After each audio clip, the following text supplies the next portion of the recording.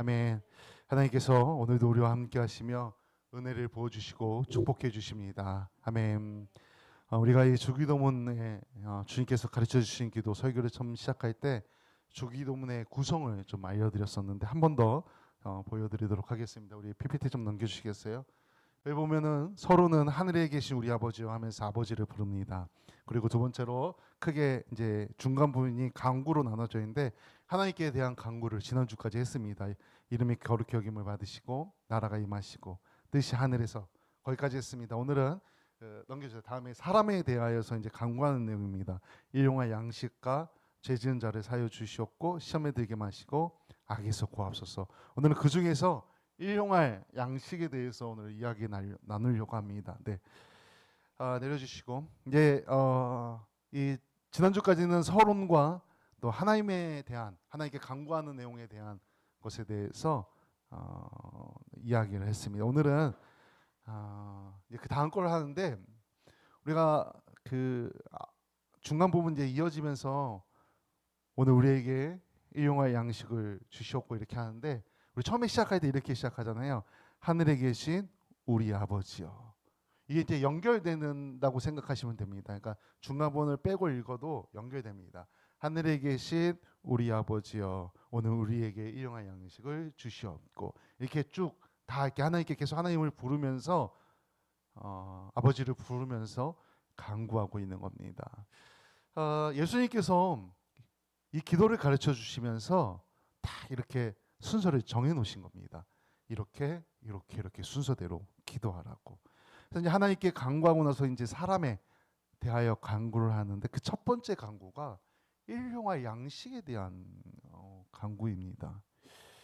우리가 사실 좀 깊이 있게 생각해 보면 왜 일용할 양식일까? 왜 이걸 첫 번째 기도로 두셨을까? 사람에 대해서. 그 뒤에 쭉 읽다 보면 뒷부분에 무엇을 먹을까? 무엇을 마실까? 몸을 위하여 무엇을 입을까? 염려하지 말라. 그거 쭉 읽다 보면 뒤에 나옵니다. 이 기도를 가르쳐 주시고 이런 말을 하세요. 근데 기도의 내용에는 제일 먼저 하나님께 구하고 사람에 대해서는 일용할 양식을 구하라고 말합니다. 사실 우리가 지금 우리 살아가는 시대에 있어서 양식보다 더 중요한 게 뭐가 있습니까? 돈이 중요합니다. 돈이 있어야 양식을 살 수가 있습니다. 근데 예수님 시대에는 달랐나? 아니, 예수님 시대에도 화폐가 있었습니다. 그러니까 예수님 시대에서도 양식을 먹으려면은 돈이 있어야 했습니다. 물론 물물교환도 있었겠지만 화폐가 통용하던 시대였기 때문에 돈이 있어야 양식을 살 수 있었습니다. 그런데 예수님께서는 우리에게 하늘에 계신 아버지께 일용할 양식을 간구하라고 가르쳐 주십니다.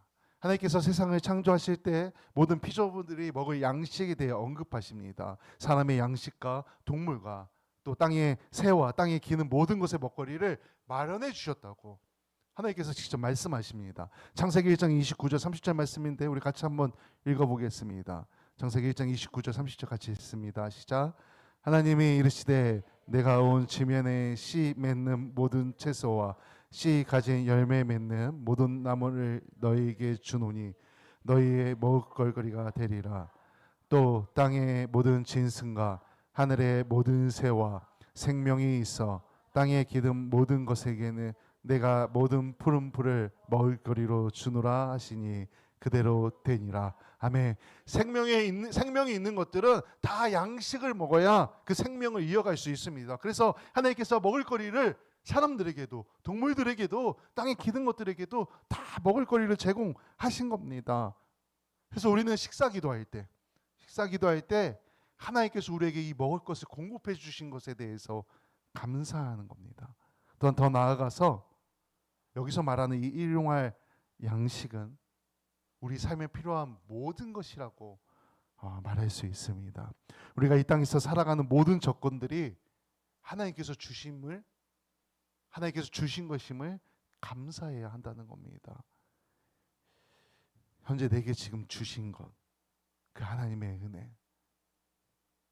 분명히 우리에게 많은 것을 주셨는데 우리는 그 은혜에 감사하는 그런 삶을 살아야 한다는 것입니다. 근데 사실 지금 우리가 살아가는 이 현대 사회에는 먹을거리가 너무 많이 넘쳐나지 않습니까? 우리 또 추석 명절을 지나면서 얼마나 많이 먹었겠습니까?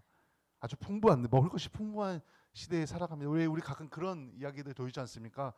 막 아프리카나 이런데 기아 굶주려서 죽는다 그러면은 우리 아이들은 먹을 거 없으면 라면 먹으면 되죠, 빵 먹으면 되죠라고 그런 얘기 한다고 하지 않습니까?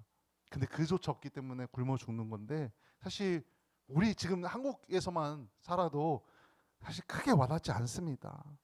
그러니까 우리가 사실 지금 살아가면서 하나님 앞에 일용할 양식을 구할 필요가 있는가, 이런 생각이 들 수도 있습니다. 예수님께서는 우리에게 그 생명을 이어갈 최소한의 것을 요구하도록 알려주고 계신 겁니다. 그 숫자 없다면은 죽게 됩니다. 그것을 하나님 앞에 구하라는 것입니다. 사실 이 기도는 누구에게 가르쳐 준 겁니까? 그 당시에 제자들에게 가르쳐 준 기도입니다. 제자들은 가진 게 없었습니다. 예수님을 쫓아다니는 예수님의 제자들은 가진 게 없었고 먹을 것도 없고 아무것도 없었습니다. 소유가 없었다는 겁니다. 그래서 제자들이 주님을 따르고 복음을 위해 일하려면은 최소한의 먹을 것이 있어야 하는 그런 상황인 겁니다. 그래서 제자들에게 가르쳐 줍니다. 하나님께 일용할 양식을 구하려고. 그럼 하나님께서 채워주실 것이라고. 근데 우리의 기도를 한번 좀 살펴보겠습니다. 우리가 지금 현대사회에서 살아가면서 하나님께 성도들이 기도를 하는데 우리의 기도는 어떤가? 혹시 필요 이상의 욕심을 가지고서 욕심으로 하나님께 기도하고 있지 않은가? 더 너무 현재 지금도 풍부한데 더 많은 것을 욕심을 가지고서 하나님께 간구하고 있지 않은가? 우리의 기도를 돌아봐야 한다는 겁니다. 디모데전서 6장 8절에 보면 이렇게 말합니다. 우리 같이 읽어보겠습니다. 디모데전서 6장 8절 같이 읽습니다. 시작.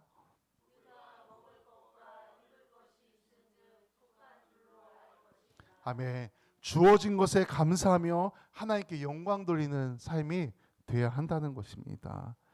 계속해서 이 말씀에 보면 여기서도 이 주기도문을 읽다 보면은 우리라는 단어가 정말 많이 나옵니다. us, we 너무 많이 나옵니다. 여기에서도 우리라는 단어를 사용합니다. 나만을 위한 기도가 아니라 나만 일용할 양식을 채워 주옵소서라는 기도가 아니라 우리 가정, 우리 이웃, 가난한 사람들, 어려운 사람들, 또 기아로 허덕이는 다른 나라의 사람들까지 포함한 포괄적인 기도라는 겁니다. 우리에게 일용할 양식을, 없는 모든 이들에게 일용할 양식을, 다시 말하면은 이 일용할 양식을 주시옵고는 우리의 지경을 넓히는 기도라는 겁니다. 그저 그냥 나만 생각하며 하는 기도가 아니라 다른 사람까지 생각하며 해야 하는 기도라는 것입니다. 그러니까 우리가 여기서 오늘 우리에게 일용할 양식을 주시옵고라고 만약 기도를 한다면은 이 우리의 가까운 곳만 생각하는 것이 아니라 멀리까지, 더 멀리까지 생각하며 그 마음을 품고 기도해야 된다는 겁니다. 누가복음 11장에 보면은 똑같이 예수님께서 주기도문을 가르쳐 주시는 내용이 나옵니다. 11장에도. 근데 이 기도를 가르쳐 주시고 예화를 하나 드시는데 어떤 예화를 드시냐면은 밤에 벗이 찾아온 이야기를 해줍니다. 이 벗이 왜 찾아왔냐? 이 벗이 자신의 또 다른 벗이 자기네 집에 놀러 왔는데 먹을 것을 대접할 게 없는 겁니다. 그래서 옆에 사는 다른 집에 찾아갑니다. 밤에 한밤중에. 그러면서 문을 두들기면서 먹을 것 좀 빌려달라고 이야기합니다. 내 집에 내 친구가 벗이 놀러 왔는데 내가 대접할 게 없으니까 떡덩이 3개만 빌려달라고 친구한테 가서 이야기합니다. 자기에게 온 친구에게 먹을 것이 없어서 대접하기 위해서 이 주기도문을 가르쳐주고 이런 이해를 바로 드셨다는 거예요. 바로 나옵니다. 바로. 이게 우리가 가져야 될 신앙의 마음이라는 겁니다. 오늘 우리에게 일용할 양식을 주시옵고라고 기도하는 것은 나만의 양식을 말하는 게 아니라 다른 사람을 대접하는 양식도 포함합니다. 주변에 어려운 사람들, 먹지 못하는 사람들, 우리나라가 아니더라도 다른 나라의 그 기아에 허덕이는 사람들을 위해서도 우리가 그 마음을 품고 계속해서 기도해야 한다는 겁니다. 이 기도의 실천을 가르쳐주고 있다는 것입니다. 우리가 이 마음으로 하나님께 구하면 하나님께서 다 주실 것이라고 예수님께서 말씀하고 계신 겁니다. 나를 위한 기도가 아니라 우리를 위한 기도, 다른 이들을 위한 기도를 통해 이 기도를 통해 주신 놀라운 하나님의 은혜가 있다는 겁니다. 이 은혜를 우리 교회가, 우리 성도님들이 깊이 있게 체험하시길 소망합니다. 아멘. 이 일용할 양식의 주기도문을 해석하는 주석이라든지 그 책이라든지 이런 데 보면은 막 두꺼운 책도 있습니다. 이 주기도문이 짧은 거 가지고 막 이렇게 두꺼운 책 한 권으로 막 설명하는 책들도 있는데, 거기에 보면 꼭 나오는 이야기 중에 하나가 이 출애굽기 16장 말씀입니다. 만나의 이야기, 그리고 신명기에 나오는 말씀과 이어서 많이 이야기를 합니다. 이렇게 기도합니다. 하늘에 계신 우리 아버지, 오늘 우리에게 일용할 양식을 주시옵고. 여기 오늘이란 단어에 집중하면서 이 출애굽기 말씀을 인용합니다. 이 먼 미래를 향한 기도가 아니라는 겁니다. 내일을 위한 기도도 아니고 내일 모레를 위한 기도도 아닙니다. 다음 달 내년을 위한 기도가 아니라 당장 오늘을 위한 기도를 하고 있다는 겁니다. 이 무슨 말이냐면은 날마다 쉬지 않고 제자들이 기도하기를 예수님께서 원하셨다는 겁니다. 매일매일 하나님께서 채워주시는 은혜를 체험하라고, 오늘 우리에게 일용 양식을 달라고. 왜? 제자들은 가진 게 없지 않습니까? 그러니까 하루하루 먹을 걸 걱정해야 되는데 그거를 하나님께 간구하며 기도하라는 겁니다. 매일매일 신앙생활을 깊이 있게 유지해가라는 겁니다. 양식을 구하고 하나님께서 채워주시고, 기도하면 응답하여 주시고, 이걸 날마다 체험하라는 겁니다. 이게 무슨 은혜입니까? 하나님의 은혜가 만나의 은혜, 출애굽기의 말을 하는 겁니다. 그래서 이스라엘 백성들이 광야에서 지날 때 하나님께서 만나와 메추라기를 주지 않습니까? 그 만나, 매일매일 주시는 만나, 더 많이 가져가면 어떻게 됩니까? 남으면 썩어 없어집니다. 냄새가 납니다. 필요한 만큼만 가져가서 먹으라고 말씀하십니다. 매일매일 하나님께서 채워주시는 그 오늘의 일용할 양식, 그 은혜를 체험하라는 겁니다. 하나님을 의지하면서. 그러면서 이 만나에 대해서 이 신명기 8장 3절에 보면 뭐라고 말하고 있냐면은, 이 양식은 그저 생명을 유지하는 그 생명의 양식뿐만 아니라 우리의 영이 죽지 않도록 말씀의 양식을 말하고 있는 것이다 라면서 설명합니다. 우리 신명기 8장 3절 말씀을 같이 읽어봅니다. 같이 읽습니다. 시작. 너를 낮추시며 너를 줄이게 하시며 또 너도 알지 못하며 내 조상들도 알지 못하던 만나를 내게 먹이신 것은 사람이 떡으로만 사는 것이 아니에요, 여호와의 입에서 나오는 모든 말씀으로 사는 줄을 내가 알게 하려 하심이라. 아멘. 우리 예수님께서 사람이 떡으로만 살 것이 아니에요, 하나님의 말씀을 산다고 인용하지 않습니까? 이 말씀을 인용하는 겁니다. 그 말씀이 다 이어집니다. 이렇게 기도, 그 일용할 양식, 오늘 매일매일 채워주셨던 그 만나의 은혜를 기억하라는 겁니다. 근데 그 만나의 은혜는 그저 떡으로 끝나는 게 아니라 매일매일 하나님의 말씀으로 사는 그 은혜를 체험하라는 것입니다. 하나님께서 광야에서 이스라엘 백성들의 육체를 위해 매일 공급하신 만나는 영혼의 양식인 하나님의 말씀의 필요성을 가르치기 위함이었다고 이 신명기 말씀에서 설명해 주고 있는 겁니다. 매일매일 일용할 양식 하나님께 구하십시오. 그리고 매일매일 하나님의 은혜를 체험하십시오. 그래서 매일매일 채워주심에 하나님께 감사하는 그런 신앙생활을 해야 한다는 겁니다. 오늘 우리에게 필요한 것을 더디 주지 마시고 오늘 주옵소서 매일매일 기도하며 하나님의 은혜를 누리시길 간절히 소망합니다. 아멘. 예수님께서 이 주기도문을 가르쳐 주시고 기도문을 가르쳐 주시고 뒤에 6장 33절에 보면 이렇게 말씀하십니다. 그런즉 너희는 먼저 그의 나라와 그의 의를 구하라. 그리하면 이 모든 것을 너희에게 더하시리라. 아멘. 이 일용할 양식은 말 그대로 육을 위한 양식이기도 하지만 영을 위한 양식이기도 합니다. 우리 육체의 양식을 먹지 못하면 어떻게 됩니까? 죽습니다. 먹을 걸 못 먹으면 죽습니다. 누구나 다 마찬가지입니다. 영의 양식을 먹지 못하면 어떻게 됩니까?